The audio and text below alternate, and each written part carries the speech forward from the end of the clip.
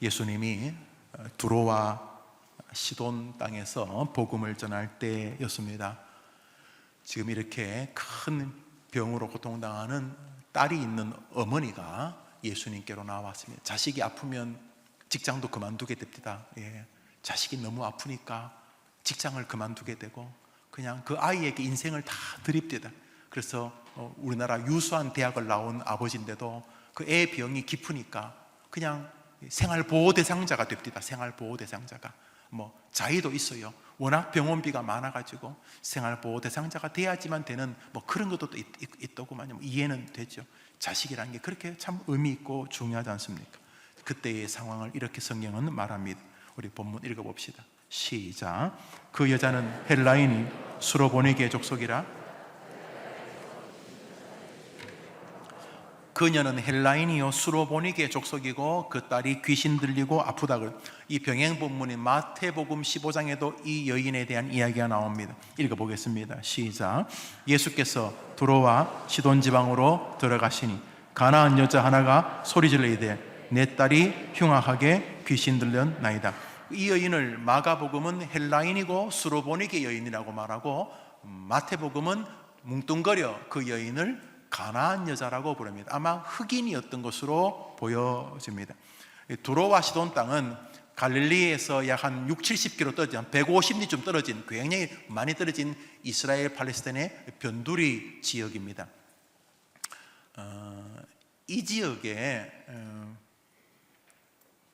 그 가나안 백성들이 이 여호수아가 역사가 이야기가 좀 긴데 이스라엘 백성들이 가나안을 정복할 때 거기 따라온 일부분의 가나안 사람들이 있고 또 자신을 변장하면서 이스라엘 사람인 것처럼 하면서 혹은 이스라엘 주인에게 은혜를 입은 종으로서 생명을 부지한, 그래서 이스라엘 백성은 아닌 가나안 사람들이 일부분 있었습니다. 지금 미국에 그 인디안 그 보호 지역이 있습니다. 원주민 인디언 보호 지역, 주로 그 마약이나 이런 것 때문에 굉장히 어려운데 그 미국 안에 인디안 보호 지역을 생각하시면 되겠습니다.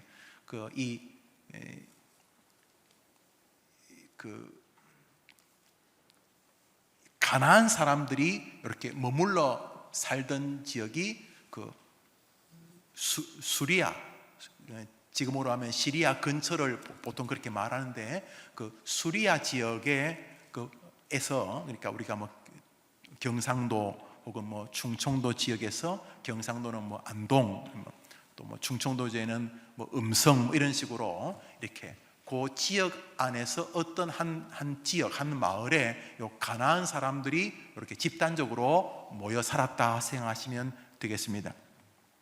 자, 이 두로와 시돈 땅이 바로 그 지역이었는데 그 땅에 모여 사는 이렇게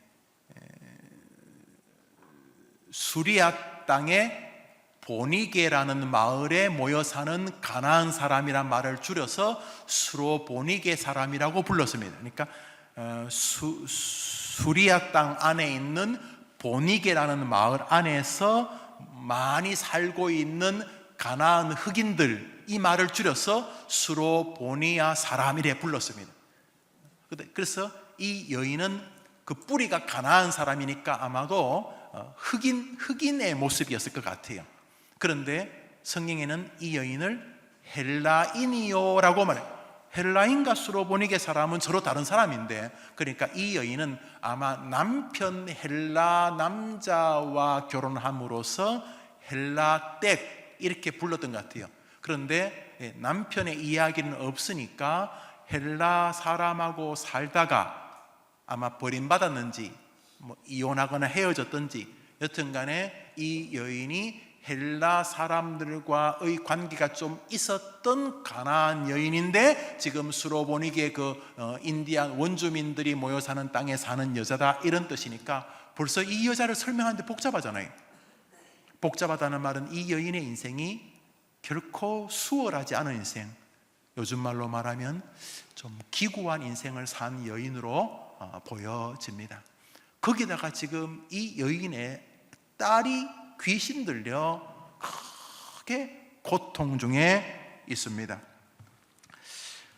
성경에는 나오지 않지만 위경과 외경을 읽어보면은 이 여인의 이름이 나와요. 이 여인은 유스타라고 하고 그 병 들렸다가 나중에 고침을 받아 이거 위경 외경 이야기. 위경 외경이 뭐냐면 성경이 기록될 즈음에 기록되어진 짝퉁들, 그 중에는 그 나름대로의 자기의 해석을 담은 글이 있어요. 그래서 성경의 권위는 없지만은 참고가 될 만한 책들이 있어요. 서점에 가면 구할 수 있어요. 위경과 외경. 거기 보면 그 딸 아이 이름은 베니게, 유스타 베니게 중요한 건 아니고 그냥 그 실제적인 인물이었다 이런 정도겠죠. 자, 이 여인에게는 병든 딸이 있었습니다.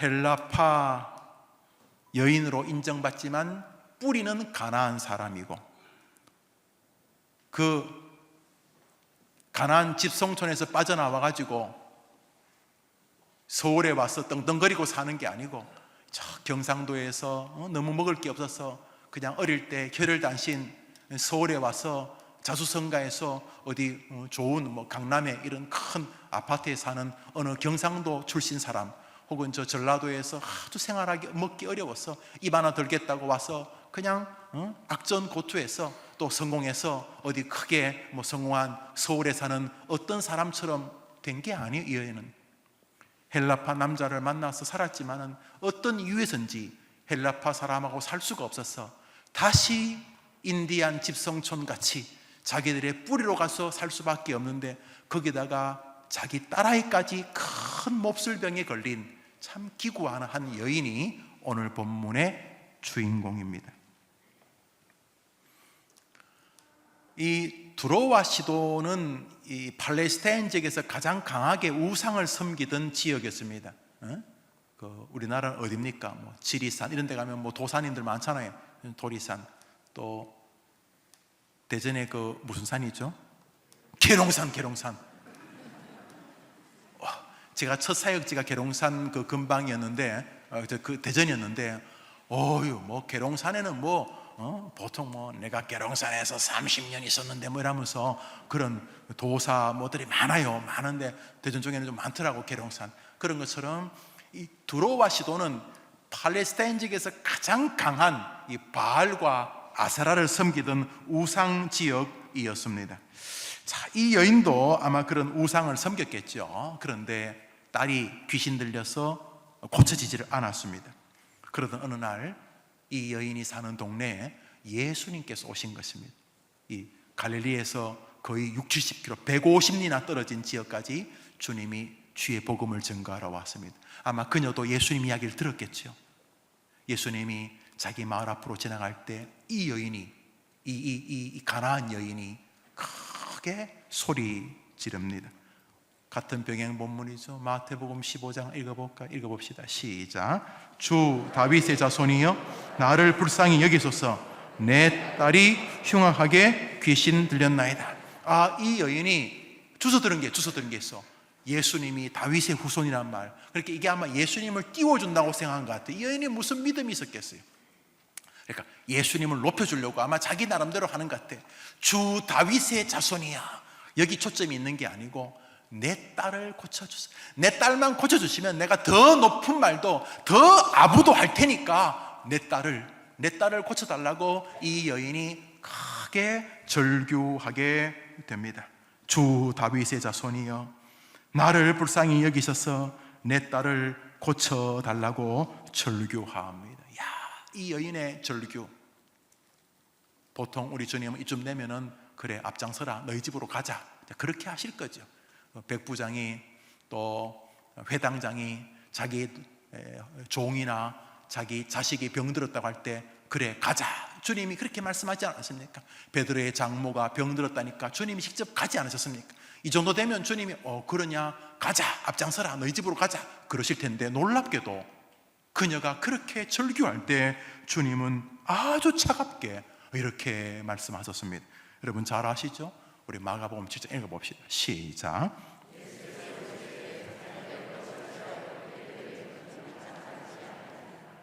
자녀의 떡을 취하여 누구에게 주지 않는다고요? 그러니까 그 여자가 뭐라는 거예요? 개라는 거예요. 어떤 사람은 저 개가 꼭 이렇게 개 이런 게 아니고 그냥 집에서 기르는 애완견이라는 단어라고 난 그렇게 해석하는 신학자들을 도저히 이해할 수가 없어요. 그러면 야 이 개야 하는 거하고 얘 강아지야, 그게 그 말이지 뭐. 여러분도 속상하게 하는 사람이 여러분에게 뭐라고 하면 야 이 그 말이나 얘 이 강아지야, 뭐 그거는 뭐 똑같은 거지. 이것은 거부이잖아요. 심지어는 조롱이잖아요. 뭔 내가 네한테 은혜를 주냐? 나는 이스라엘 사람에게 은혜 준다, 이런 말 아니겠어요? 너는 개 아니냐? 너는 지금 너는 헬라 사람도 아니고, 너는 가나안 사람 스로보니에서 넌 뭐냐? 난 너 같은 거 관심 없다. 너 어제까지 우상숭배자, 너 어제까지 너 바알 앞에 빌고 막 그랬잖아. 난 네한테 별로 관심 없다. 이렇게 말씀을 하시는 것으로 보여집니다. 왜 주님이 이 여인한테 이랬는지 정확히 몰라요. 우리가 주님 뱃속에 들어가 보지 않았으니까. 왜 딴 사람은 도와달라면 그래 앞장서라 그러면서 그 집까지 가갖고 그 죽은 여자애 보고 손잡고 달리다고 하고 일으켜주시고 그러시도 그 사랑이 많은 분이 왜 유독 이 여인한테는 이렇게 표독스럽게 나는 걔한테 나 안 준다, 버리면 버렸지 내가 네한테 안 준다, 뭐 이런 말을 왜 하시는 것입니까?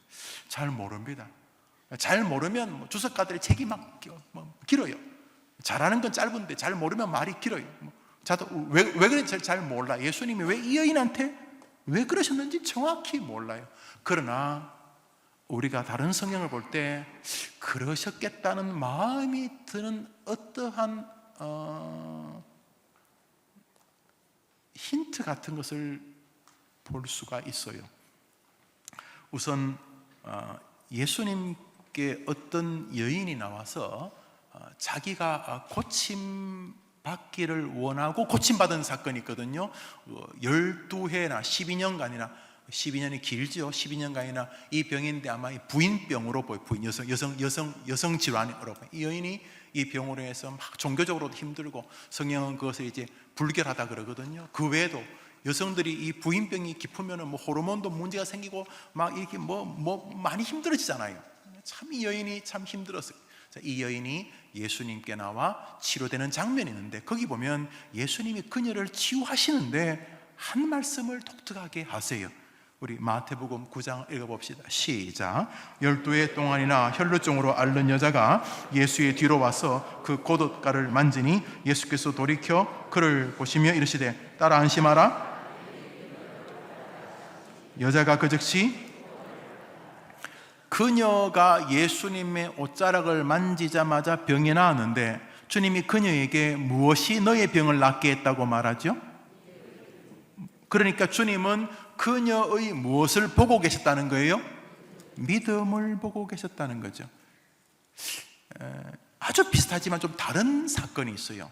이 여인은 지금 자기 부인병 때문에 자기가 나았는데, 지금 뒤에 나오는 이 중풍 환자는 이 사람의 믿음도 있지만 정확히 말하면 복수를 쓰고 있기 때문에 성경이 이 사람을 예수님께 데려온 사람들의 믿음이라고 보아야 되는데요, 우리 중풍병으로 고생하는 친구를 예수님이 계신 집 지붕을 뚫고 예수님 앞에 내렸던 사건을 한번 읽어보도록 하겠습니다. 누가복음 5장에 읽어봅시다. 시작. 한 중풍병자를 사람들이 침상에 메고 와서 예수 앞에 들여놓고자 했으나 무리 때문에 메고 들어갈 길을 얻지 못한지라 지붕에 올라가 기와를 벗기고 병자를 침상째의 무리 가운데로 예수 앞에 달아내리니 예수께서 그 뒤 구절이 나와요. 믿음을 보시고 뭐란 말이죠? 저 구절 아시죠? 어떻게 돼요? 믿음 보시고 그 중풍병자가 어떻게 됐어요? 고침을 받았어요. 할렐루야. 그런데 주님께서 그들을 고칠 때 무엇을 보셨다고요? 누구 믿음요? 그러니까 그들이라는 게 이 중풍병자도 포함될 수 있어요. 그러나 정확히 말하면 그들이라는 말을 성경이 복수로 쓰는 것은 이 친구뿐만 아니라 이 친구를 예수님께 데려오는 그 친구들의 믿음을 보는 거예요. 여기 중요한 게요, 성경은 내 믿음을 통해 내가 은혜 받기도 하지만 내 믿음을 통해서 남도 은혜를 받는다는 거예요. 할렐루야. 이거 중요한 거예요. 이 김 목사의 은혜로 여러분이 복을 받고 여러분의 은혜로 제가 복을 받는 방법을 하나님이 수납하신다는 거예요. 내 기도 내가 한다, 맞는 거예요. 그렇지만 여러분을 위해 남이 기도하는 것도 하나님께서 개입하신다는 것은 굉장히 중요해요. 바로 오늘 이 사건이 그거예요.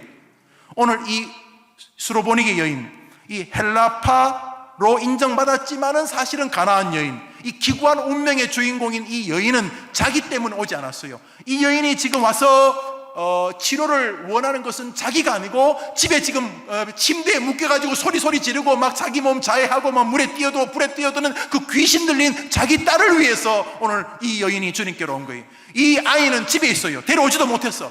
그 아이는 집에 있어. 집에 지금 감옥에 있고 술 먹고 돌아다니면서 교회 욕하고 그러고 있어. 걔는 교회 안 나와. 그런데 엄마는 여기 나와 있어. 그런데 그 엄마의 기도를 통해서 하나님께서 자식에게 복을 주신다고 믿으면 아멘 해보세요.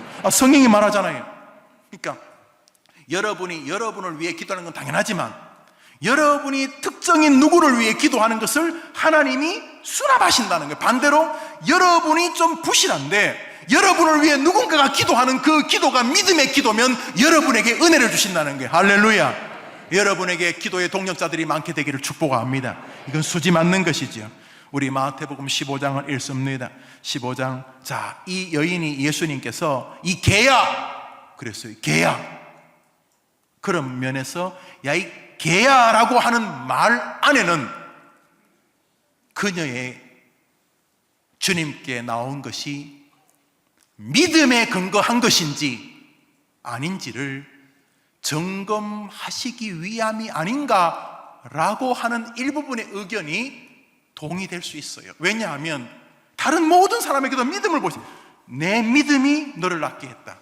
그들의 믿음을 보시고 칭문을 보셨던 것처럼 이 여인이 지금 예수님께 나와서 어제까지만 바알 섬기고 하던 이 가나안 여인이 오늘 귀신 들린 딸 때문에 예수께 나왔는데 이 여인이 나한테 나온 게 믿음으로 나온 거냐 아니냐를 보시는 것이 아닌가라고 보여집니다. 자, 그녀에게 나는 개에게 자식에게 줄 것을 주지 않는다 이렇게 말하자 그녀가 오늘 이렇게 말합니다. 읽어봅시다. 시작. 여자가 이르되 주여 옳소이다마는 개들도 예수께서 대답하여 이르시되 여자여 내 믿음이 크도다. 할렐루야. 믿음으로 하나님께 나아가는 여러분 되기를 축복합니다.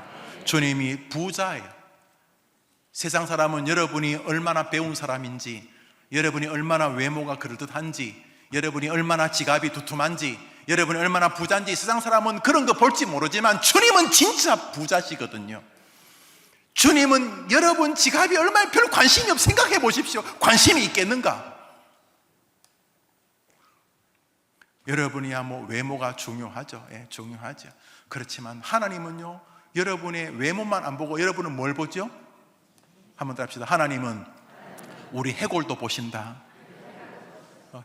자기 해골이 미남 미녀일 거라고 추측된 손 들어보세요. 아이고 해골이 그 해골이지. 우스갯소리입니다. 우리 주님을 다 보고 계세요. 그러니까 딴 거 가지고 주님께 승부할 생각은 꿈도 꾸지 마세요. 믿음만이 여러분이 하나님 앞에 온전히 서게 되는 힘인 줄 믿으시기 바랍니다. 이 믿음은요 내가 3대째 예수를 5대째 믿는 집안의 자식이 아니어도 관계없어요. 내가 집사, 장로, 목사님 아니어도 아무 상관없어요. 내가 교회 나온 지 하루 이틀, 10년, 100년이 5년, 3개월 아무 상관없어요. 오늘 이 자리에서 내가 하나님을 믿습니다. 나는 하나님이 살아계신 줄 믿습니다. 나는 예수님 나의 구주이심을 믿습니다. 이 믿음만 있으면 하나님께서 그 옛날 중풍병자와 그 친구들에게 은혜를 주셨던 것처럼 12의 혈루병 걸린 여인에게 은혜 주셨던 것처럼 오늘 이 가난 여인에게 은혜 주셨던 것처럼 여러분에게도 오늘 은혜 주실 줄 저는 믿습니다. 믿으시지요? 자, 그런데 그녀가 뭐라 그러냐면 주님 맞습니다. 예, 저는 그동안 교회도 제대로 다녀본 적도 없고요. 제가 무슨 헌금이라도 한번 해봤겠습니까? 예, 맞습니다. 예, 제가요 정말 제가 하나님 앞에 정말 짐승 같았으면 맞습니다. 그렇지만 예수님 좋은 거는 저 장로님, 저 목사님, 저 집사님, 저 권사님, 저 교회 열심히 나오신 분들, 저 귀한 분들 다 주시고요. 저는요 부스러기, 조각 떨어지는 부시래기 조각 같은 거 저는 그것만으로도 충분하니까 은혜의 부스러기만이라도 주십시오. 그녀의 그 겸비함을 주님이 보셨습니다. 뭐야 이 사람 무시하는 거야? 그러지 않고 그저 내가 다 모르겠는데 그저 예수 믿는 세계가 얼마나 큰지 잘 모르겠고, 예수 믿는 그 은혜의 깊이가 얼마나 깊은 것인지 내가 잘 모르겠는데, 주님, 나는 맛만 보여줘도 좋으니까, 나는 예수 믿는 맛만 보여줘도 좋으니까 내게 예수 믿는 은혜의 맛만 보여주시기를 바랍니다. 좋은 거, 갈비 좋은 거 다 주시고, 나는 뼈다귀 붙은 그것만 해도 괜찮으니까 주님, 제게 은혜의 부스러기를 보여주시옵소서. 그것만이라도 내게 달라고 말합니다. 그런데 말입니다, 오늘 이 본문이 마가복음 몇 장이죠? 7장입니다. 근데 마가복음 6장에 그 부스러기의 이야기가 나와요. 마가복음 6장에 부스러기 이야기가 나오고 곧바로 7장이 넘어오는데요, 주님은 이 본문을 통해서 그 시대의 제자들뿐만 아니라 우리들에게 무언가를 가르치고 싶어 하시는 것이 아닌가 생각이 되어집니다. 마가복음 6장에 나오는 아주 유명한 부스러기, 그 조각들의 이야기입니다. 그 부스러기 조각이죠. 부스러기들 이야기. 우리 마가복음 6장을 보겠습니다. 마가복음 6장 읽읍시다. 시작. 예수께서 떡 5개와 물고기 2마리를 가지사 하늘을 우러러 축사하시고 모든 사람에게 나누어 주시매 다 배불리 먹고 남은 떡 조각과 물고기를 12바구니에 차게 거두었으니. 여기 보면 저 조각이 뭐죠? 부스러기. 보리떡 5개와 물고기 2마리로 주님 축사하시고 많은 사람들이 은혜 주셨어요. 원재료, 물고기 2마리와 보리떡 5개 원재료, 이거 가지고 수천 명을 먹이고 다 먹고 난 부스러기 조각들을 모으니까 12강주리가 됐다는 거예요. 사랑하는 여러분, 우리 주님에게는 부스러기도 은혜로 충분하다는 마음 가지고, 내가 엄청난 신학이 없어도 주님을 섬기는 믿음의 한 조각만으로도 나는 승리할 수 있다는 하나님의 전능함을 그대로 믿는 여러분의 한 주가 되기를 축복합니다.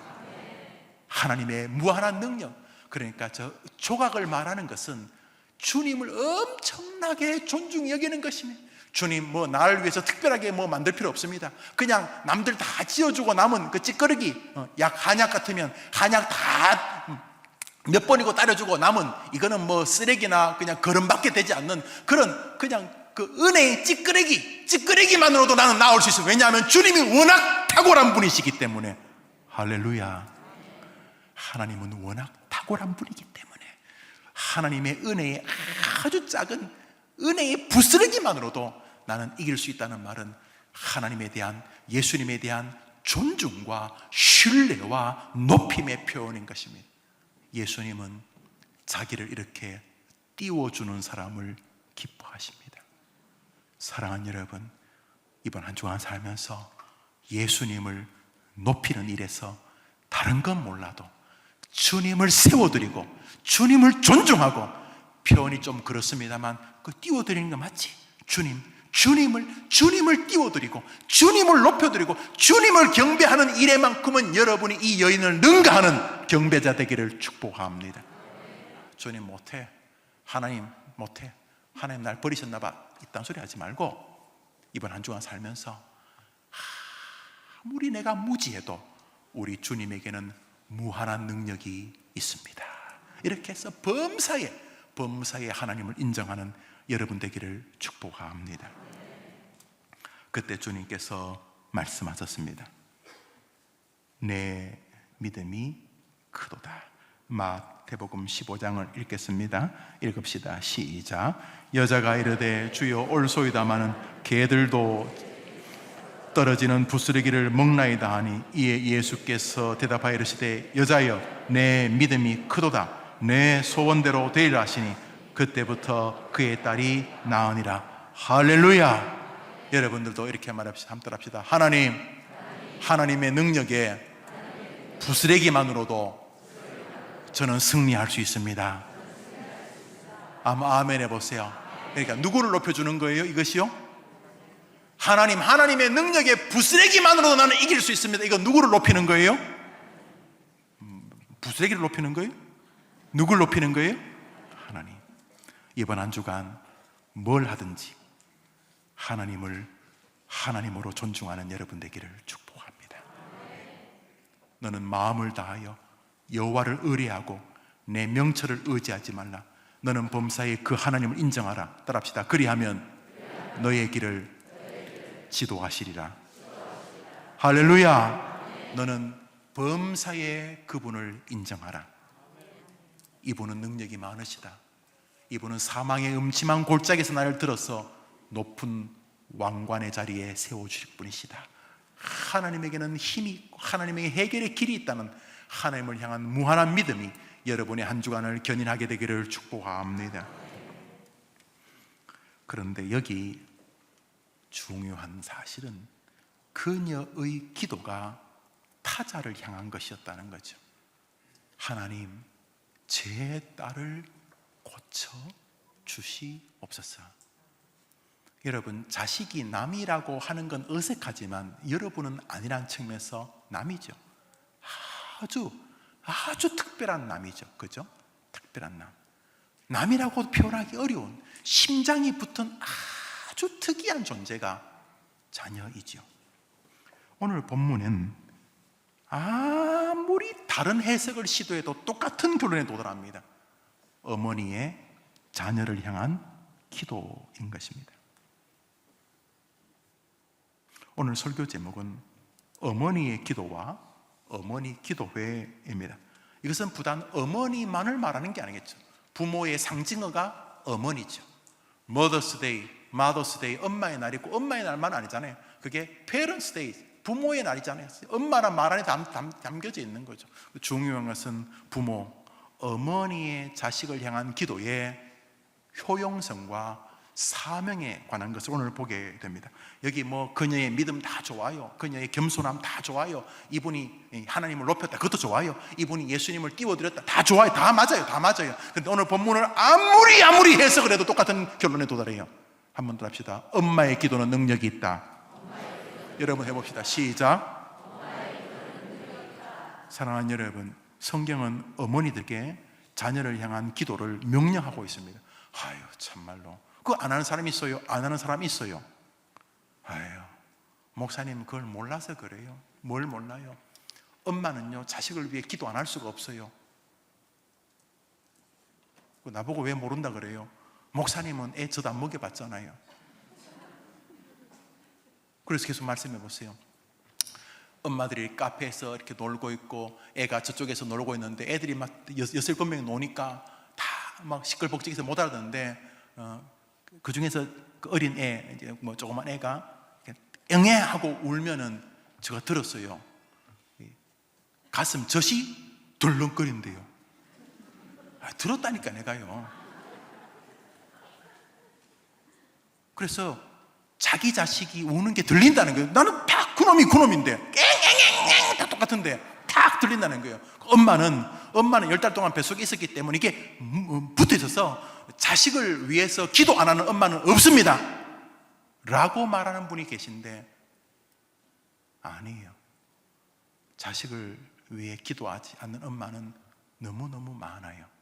우선 예수님께서 말씀하셨어요. 예수님이 십자가를 지고 골고다로 올라가시면서도 이렇게 말씀해요. 여자들아, 너희 자식을 위해 기도하라고 말씀하셨어요. 우리 누가복음 23장을 읽습니다.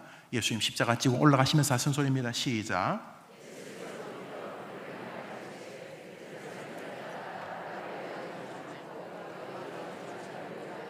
한 번 더 합시다. 너희 자녀를 위하여 울라.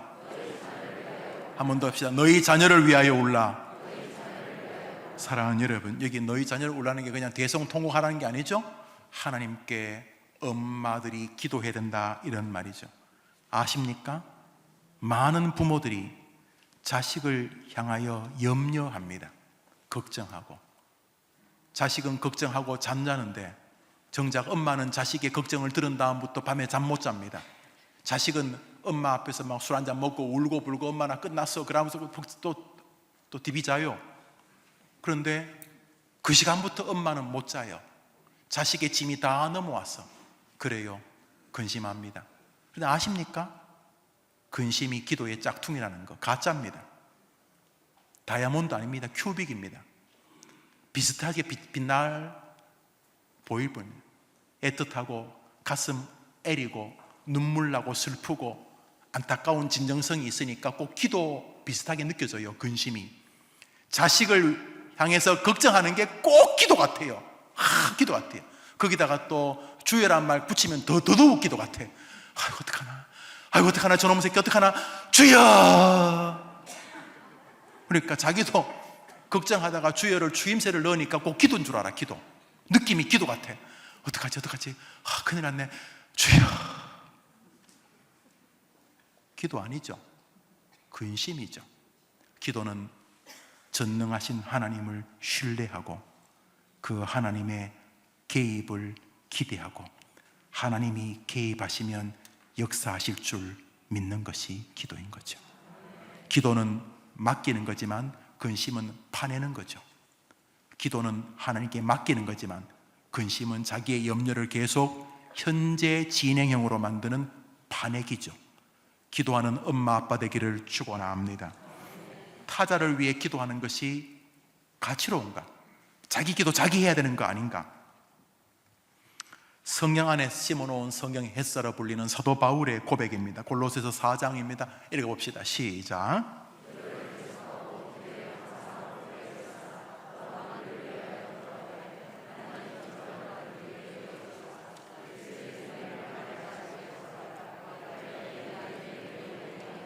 저 노란 글씨 읽어볼까요? 시작. 우리를 위하여. 바울이 골로새 교회 교인들에게, 자기가 개척한 교인, 자기가 개척한 그 성도들인데 그 개척한 그 초신자들에게 자기를 위해 기도해달라고 말하고 있습니다. 에베소서 6장을 읽겠습니다. 읽읍시다. 시작. 모든 기도와 간구를 하되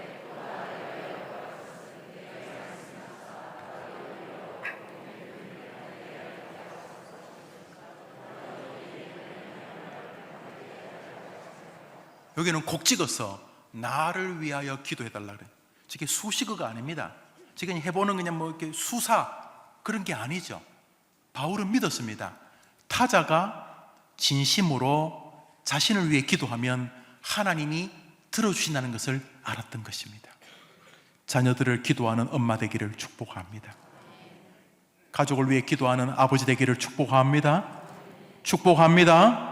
여러분을 위해 기도하는 기도의 동력자가 있는 생애 되기를 축복합니다. 축복합니다. 그 중에서도 오늘 성경은 수로보니게 여인의 자기 자식을 향한 기도를 주님이 들으셨다는 사실에 우리의 초점이 있습니다. 여러분, 기도의 대명사가 누굽니까? 한나. 거의 모든 전도회 보면 한나 권사회 이런 거 다 있어요. 거의 모든 교회가 다 있어요. 한나 권사회, 뭐 한나 찬양대, 뭐 한나. 기도의 대명사 한나. 성경에 나오는 가장 기도에 뛰어난 여인으로 인정받는 한나. 그녀의 기도의 핵심이 뭡니까? 하나님, 우리 자식에게 은혜 달라는 거 아닙니까? 우리 자식 도와달라는 거 아닙니까? 한나 기도가 뭡니까? 뭐 우주 평화를 위해 기도했습니까? 세계 선교를 위해 기도했습니까? 한나 기도가 뭡니까? 하나님, 우리 아들 사무엘 좀 도와주십시오. 이거 아닙니까? 우리 사무엘상 1장을 보겠습니다. 읽읍시다. 시작. 이 아이를 위하여 내가 기도하였더니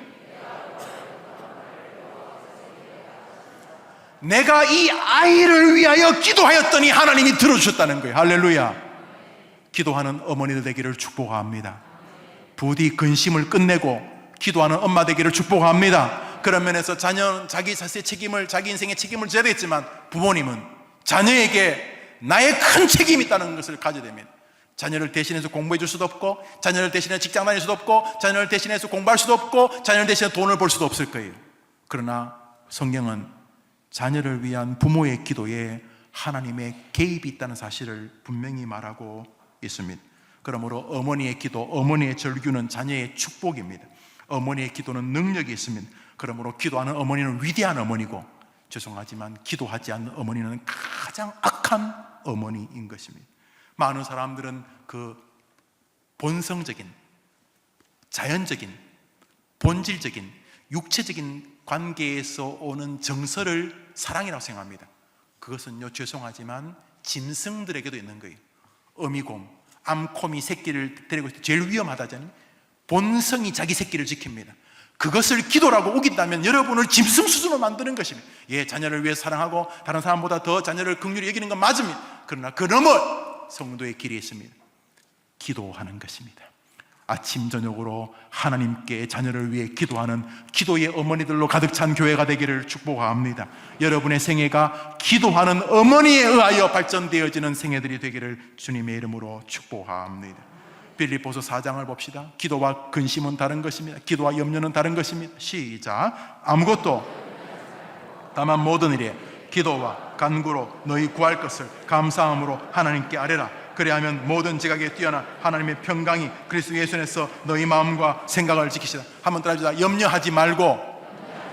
따라합시다. 말고. 한번 따라합시다. 크게 말고. 하지 말고. 뭐 하지 말고. 따라합시다. 기도, 간구, 구하고, 아뢰라. 같은 말인 거 잘 아시죠? 우리 교인들 다 잘 압니다. 아무것도 염려하지 말고 다만 모든 일에 기도와 간구로 너희를 구할 것을 감사함으로 하나님께 아뢰라. 그리하면 하나님이 개입하여 주시리라. 자녀를 위해 염려하는 건 죄송하지만 또나게나 다 하는 거예요. 보십시오. 얼마나 자식을 위해서 걱정하는 사람들이 많습니까? 그러나 기도하는 엄마는 소수입니다. 전능하신 하나님께 예수님의 이름으로 그 아이의 생애에 하나님이 개입, 언제까지? 귀신을 쫓아내주고 그 아이가 주께로 돌아오고 그 아이가 하나님께 쓰임받고 그 아이가 많은 사람을 복되게 할 때까지 기도에 무릎을 펴지 않는 엄마 되기를 축복합니다. 축복합니다.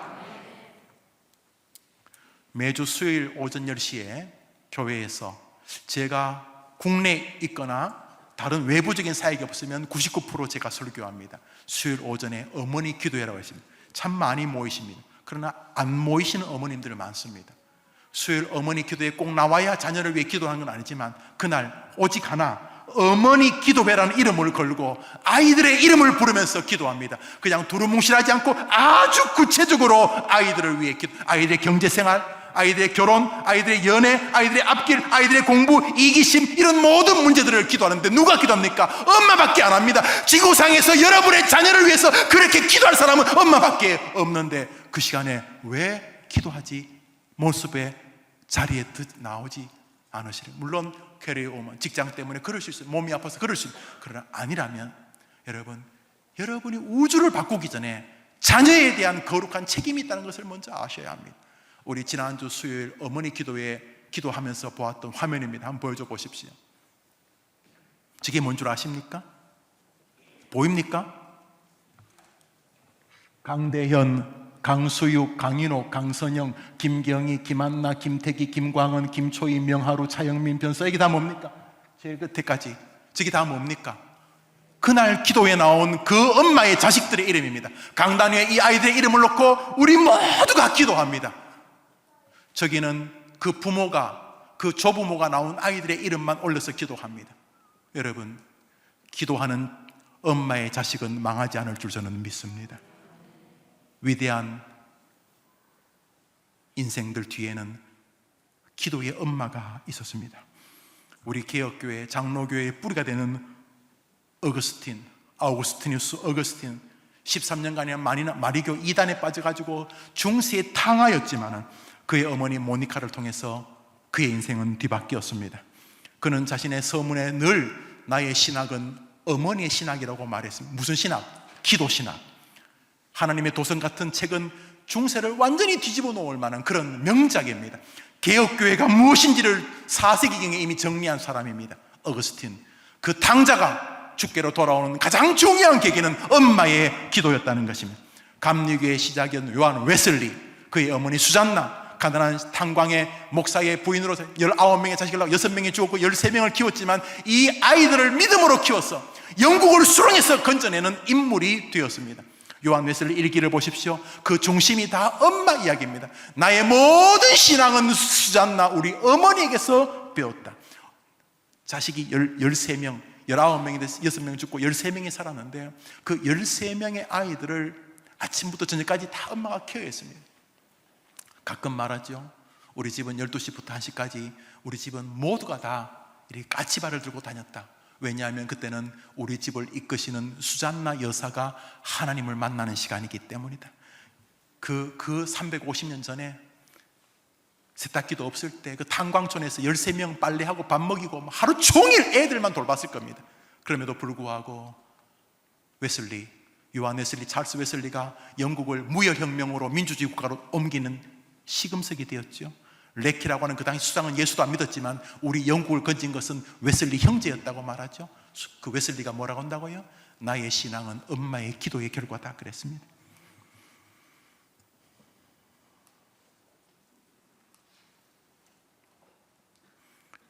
링컨의 전기를 읽으면 꼭 이 문장은 나옵니다. 우리 여수 총무들 읽죠. 링컨이 고백합니다. 나를 나되게 만든 것은 오직 한 사람의 기도의 결과였다. 그분은 나의 어머니셨다. 나를 향한 어머니의 기도는 내 평생 나를 따라다녔다.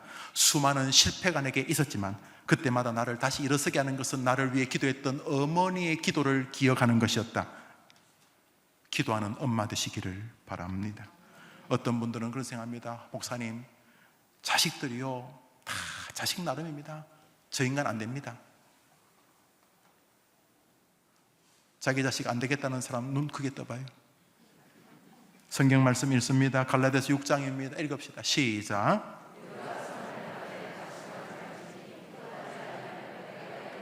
여러분이 자식을 위해 기도하면 집을 나간 중세의 당자 어거스틴도 주께로 돌아와 주님께 최고로 쓰임받는 것처럼 여러분의 자녀에게도 엄마의 기도가 능력으로 나타나게 될 줄 믿으시기를 바랍니다. 마태복음 21장을 읽습니다. 마태복음 21장 시작.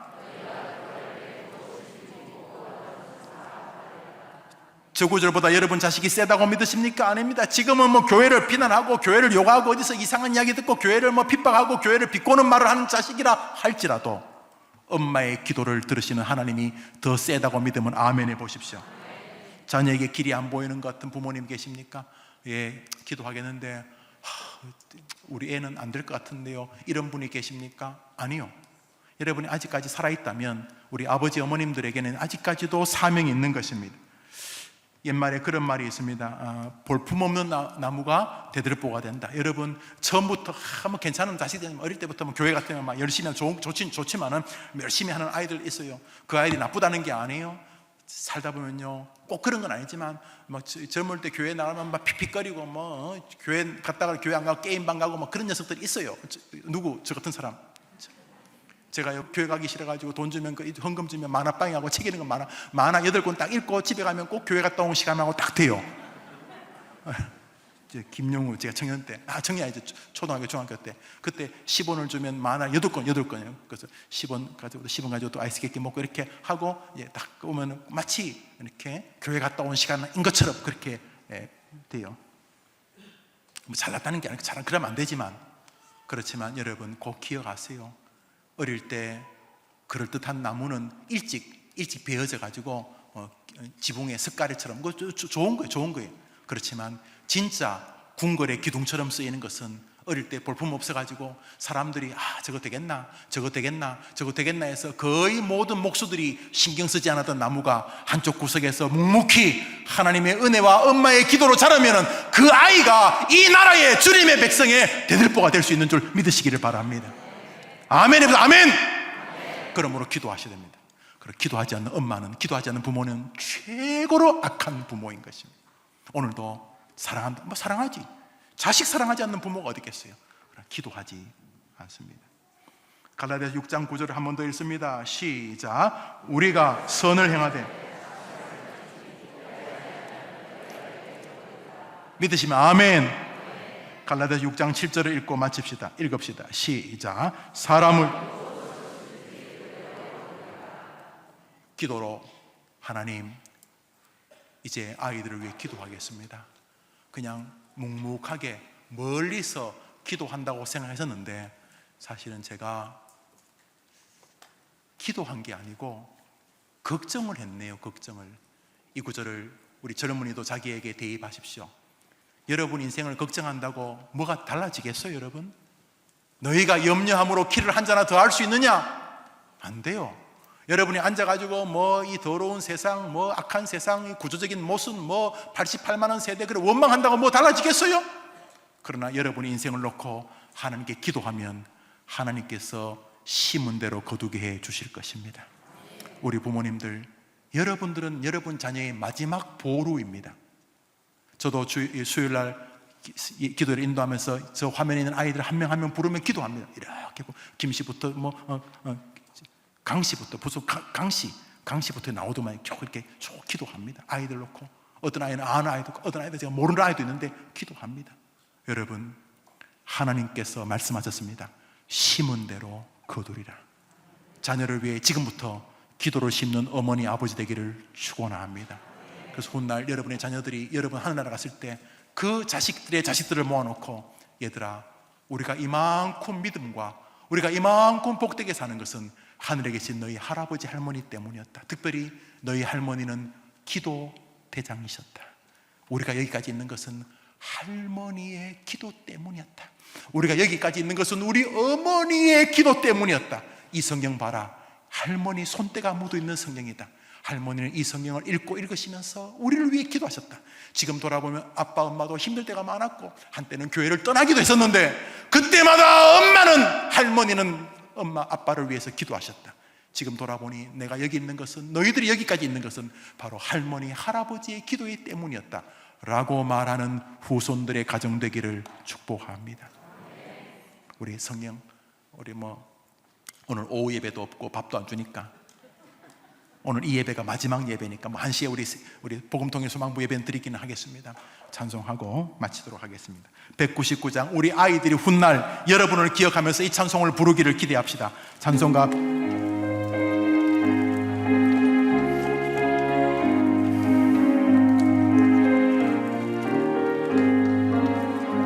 나의 사랑하는 책 비록 헤어졌으나 어머니의 무릎 위에 앉았소.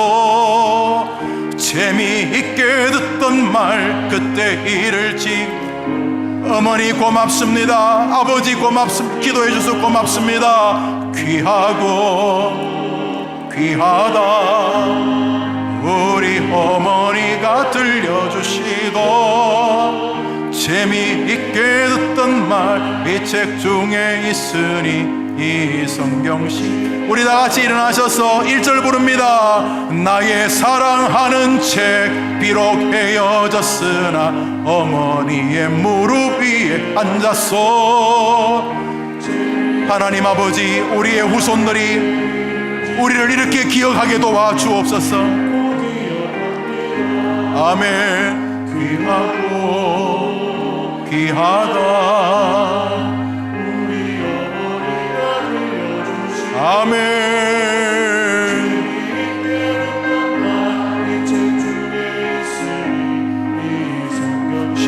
사랑합니다. 할렐루야.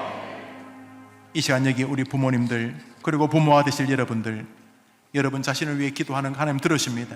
오늘 중요한 교리 보지요? 내가 타자를 위해 기도하는 것도 들어주시는구나. 그러면 내게 가장 소중한 사람은 누굴까? 먼저 자녀를 향하여 걱정하는 것이 기도였다고 우기면 죄 짓는 겁니다. 성경은 아니라고 하죠. 염려하지 말고 그건 다른 세계다. 기도하라. 기도가 뭡니까? 전능하신 하나님을 믿고 하나님이 내 아이에게 개입해 주시기를 바라는 게 기도 아닙니까? 염려는 뭡니까? 현재의 근거에 한탄하기 아닙니까? 오늘 이 시간 두 가지를 하렵니다. 제가 그냥 등록금 대주고 먹여주고 빨래해주고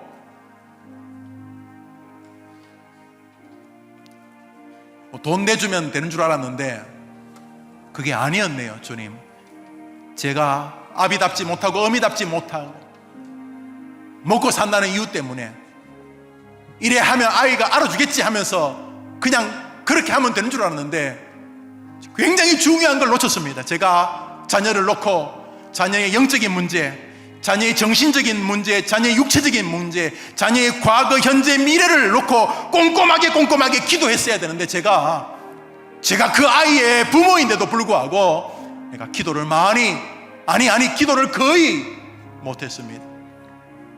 염려하면 기도인 줄 알면 죄송합니다. 오늘 이 여인처럼 예수님께 나와 내 딸을 고쳐달라고 하는 이 시대 대부분 자식들이 귀신 들렸어요. 컴퓨터, 인터넷, 돈, 이상한 것들에 빠져 있는데 하나님, 이제부터 제가 제 딸과 제 아이들을 지키는 영적인 기도자가 되겠으니 그동안 기도하지 못하는 부모로 살았던 거 죄송합니다 하는 마음과, 두 번째로 내가 기도를 믿고 나와 내 자신과 내 가족과 내 자녀와 내 교회와 내게 맡겨진 사람들을 위하여 기도하겠으니 한번 더 합시다. 하나님, 저를 위해서도 기도해주는 동력자들이 있게 해 주옵소서. 회개와 반성과 소망과 다짐과 또 간구를 가지고 이 시간 엄마 아빠의 마음으로 기도합니다. 우리 주여 한번 외치고 기도합시다. 주여! 하나님 아버지, 가장 귀한 부모는 자녀를 위해 기도하는 부모고, 가장 어리석은 부모는 자녀를 붙잡고 원망하고 불평하고 근심하는 부모인 것을 봅니다. 우리 어머니 아버지들에게 이 저녁에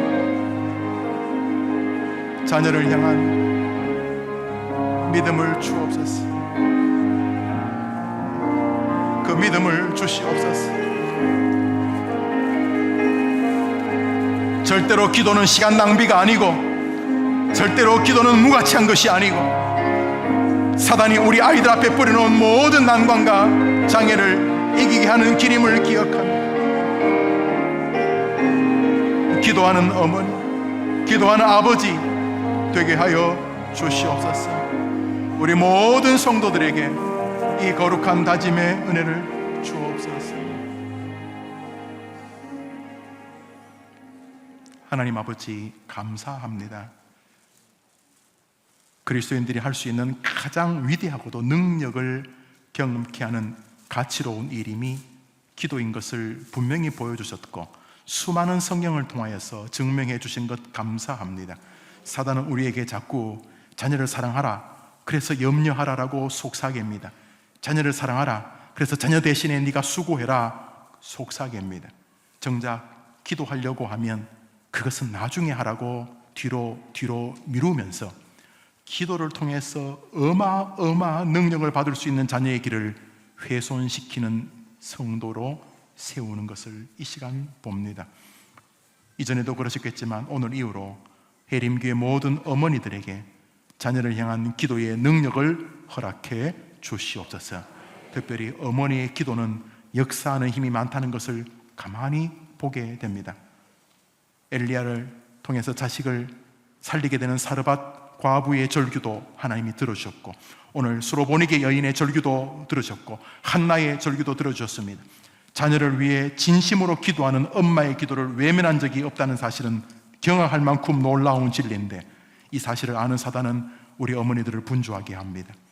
기도 대신에 염려하게 하고 기도 대신에 걱정하게 합니다.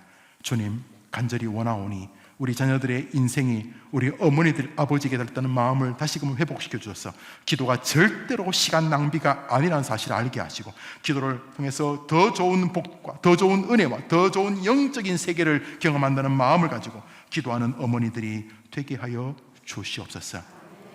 그냥 아이의 길이 열리도록 학비를 대어주고 집을 얻어주고 집을 장만해주고 결혼시켜주고 그렇게 하면 될 것처럼 생각하지 말게 하시고, 오직 기도로만 열리는 세계가 있다는 것을 기억하고, 기도로 아이들을 지원해주고 기도로 아이들을 밀어주고 기도로 아이들의 앞길을 가로막는 원수들을 무찔러주는 기도의 엄마들, 기도의 아버지들이 다 되게 하여 주시옵소서.